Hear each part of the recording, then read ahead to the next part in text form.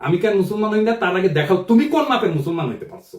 সেদিন দেখলাম আমি যে গণ অধিকার পরিষদের রাশেদ বলছে আমাকে নিয়ে যে আপনি অনেক ইসলামিক মূল্যবোধের বক্তব্য প্রচার করেন, সে আপনি কেন আজও ইসলাম ধর্ম গ্রহণ করেননি। আমি বলি কি রাশেদ, হুদাই আমার পিছনে লাগতে এসো না, নিজের মূর্খতা প্রকাশ করিল না। দুনিয়াতে অমুসলিম ইসলামিক স্কলার নাই, কারণ ইসলাম নিয়ে কথা বলে না, লেখালেখি করে না, গবেষণা করে না। মুসলমান না হইলে ইসলাম নিয়ে কথা বলা যাবে না, কোন নিষেধ আছে নাকি ইসলামে?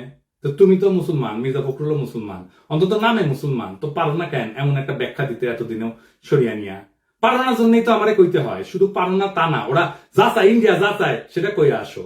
আমি কেন মুসলমান হই না তার আগে দেখাও তুমি কোন মাপের মুসলমান হইতে পারছো। এটা একটা মুসলমান প্রধান দেশের রাজনৈতিক দলের নেতা হিসেবে তুমি কতটা যোগ্য সেটার প্রমাণ দাও আগে।